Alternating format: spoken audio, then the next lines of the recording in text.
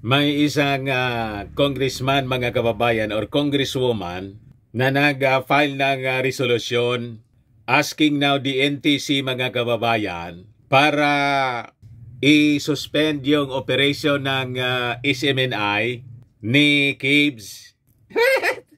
Di magkakasubukan na niya, Mr. Maravillas, kung may visa pa yung power ni Kibs na i-stop yung aksyon ng Kongreso.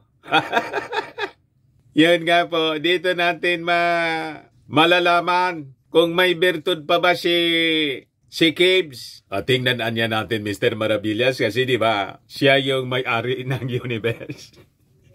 Sabi niya, yan kasi, mga kababayan, di maubusan ng yabang. Sabi nga natin po many times, mga kababayan, sa Bible, sinasabi, yan po, Proverbs, when pride comes, then comes disgrace. Sabi sa Proverbs 12:2 at sa Proverbs 16:18, pride goes before destruction, a haughty spirit before a fall.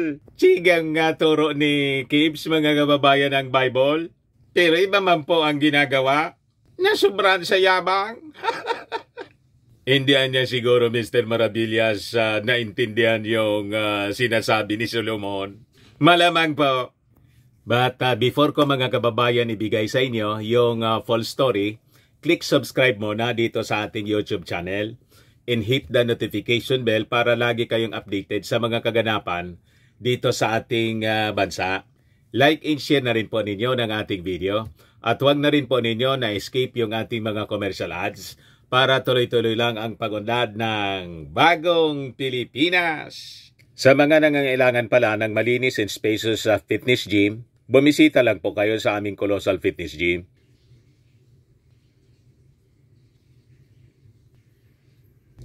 We also offer Grab car rental with our brand new 2023 model ng Toyota Innova.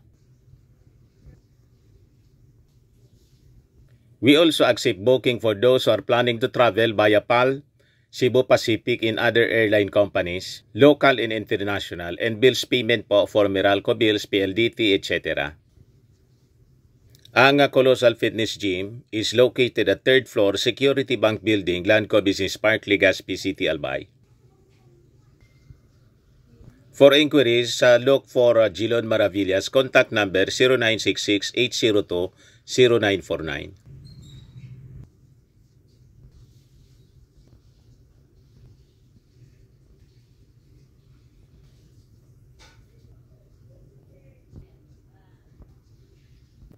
Ayos pa? Ayos na Mr. Maravillas. Ito, mga kababayan, masubukan natin kung ma-stop ni Kibs yung pagpapasuspend sa operations ng kanyang istasyon. Sabi rito, House Leader files resolution urging NTC to suspend the operations of SMNI. Ang resolution, mga kababayan, final ni Assistant Majority Leader and PBA Party List Representative Migs Nograles. Si Nograles po, taga Mindanao din po. Taga Davao din yata ito. Kababayan ni kababayan ni Kibs. You see? Kita ninyo, mga kababayan? Ito siya. Yung House Resolution filed. Sabi diyan, House Resolution 1499 introduced by Representative Margarita Attorney Migs B. Nograles. So sabi diyan, resolution urging the National Telecommunications Commission to suspend the operations of Suara Sog Media Corporation operating under the business name Sunshine Media Network International for violating the terms and conditions of its franchise under Republic Act number 11422. Talaga niya, Mr. Maravillas. Matutulad talaga sa sa ABS-CBN. Yun din po ang aking pakiramdam. Lalo't makalkal pa yung pakikipag-collabs ng SMNI po sa China Television. At yung padrino po, si si dating Pangulong Diggs. Malamang kasama yon sa makalkal. So sabi dyan, whereas in 2019, the Congress of the Philippines renewed the franchise of Suarasug Media Corporation for another 25 years under Republic Act number 11422, entitled An Act Renewing for Another 25 Years, the franchise granted to Suarasug Media Corporation to construct, install, operate, and maintain for commercial purposes radio and television broadcasting stations in the Philippines and for other purposes.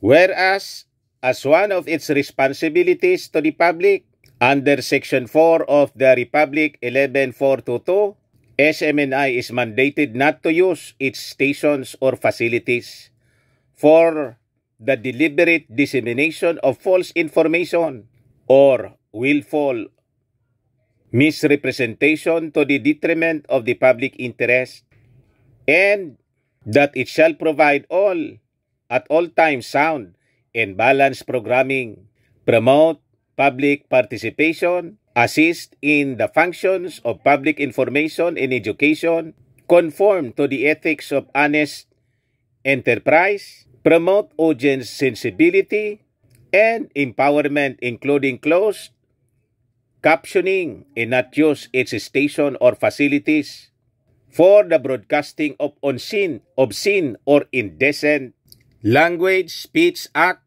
or sense, or for the dissemination of deliberately false information or willful misrepresentation to the detriment of the public interest. Tapos, doon pa lang po sa pagsasalita ng mga obscene words, kondinado na sila. Hinayaan nila magdaldal si Maudig. Sige po ang sige ang pagmumura po. Walang prino. Hindi man po sinasaway ni Kibs. Inayaan lang na magmura ng magmura. Kaya sabi diyan, whereas SMNI failed in its responsibility to the public by deliberately disseminating false information, thus some members of the House of Representatives filed House resolutions and urged the National Telecommunications Commission to look into any violation of the terms and condition of franchise committed by SMNI. Whereas on August 12, 2022, House Resolution number 230, entitled Resolution Condemning the Fake News, Peddling, and Baseless Red Tagging of Individual Groups and Organization by SMNI, thereby endangering their lives and democratic rights, and urging the NTC to apprise the House of Representatives of the status of the complaints against SMNI. Whereas on November 6, resolution condemning fake news peddling, baseless red tagging, and grave abuse, grave threats pala against ACT, Party List Representative Castro, by Digong, and SMNI, in urging the NTC to investigate the incident in light of the media and journalism standards and existing laws, was filed and referred to the Committee on Legislative Franchises on November 14. Tapos yung akusasyon na po na 1.8 billion against the Speaker, mga kababayan, na nag-result sa pagpapatawag kay Eric at napatunayan po na fake news. And marami pa na mga whereases, mga kababayan. Mahaba siya. Ayan po. Ito na lang po yung last part. Sabi diyan, whereas pending the recommendation of the Committee on Legislative Franchise on the alleged violation of SMNI, it is the duty of the NTC to immediately stop the deliberate dissemination of false information that may generate cynicism and mistrust on matters involving public interest. Now, therefore, be it resolved anya by the House of Representatives to urge the National Telecommunications Commission to suspend the operation of SMNI for violating the terms and condition of its franchise under Republic Act number 11422. So yan po ang final na resolution po ni House Assistant Majority Leader Migs Nograles. Kababayan po ni Kibs. Checkmate na niya, Mr. Maravillas. Checkmate po. Kasi na-monitor siguro mga kababayan ng mga congressmen. Siyempre, mo-monitor po. After the hearing, hindi man po tumitigil yung dalawang host. Nung hearing po, tiklop yung mga pakpak nila doon sa Congress. Nang bumalik po sa programa, bumalik po yung yung dating gawain, bumalik po. But anyway, ngayon po yung continuation ng hearing. Tingnan natin kung ano yung mga magaganap. Ayun man lang po. Baka lang gusto ninyo po itong itry, Firmax Firming and Lifting Cream. Pinapahid po sa mga pulses in affected area. Mainam po sa paninigas ng mga kaso-kasuan. Ito naman po, Automax Radiant Serum. Sa mukha naman yung application. Anti-aging po siya. You will look 10 years younger than your age. Sa mga cancer patients naman po, baka lang gusto ninyo itong itry. Ning siya red mixed fruit drink. Hindi man po siya gamot, food supplement siya. Kaya lang, gawa siya mga kababayan sa goji berry.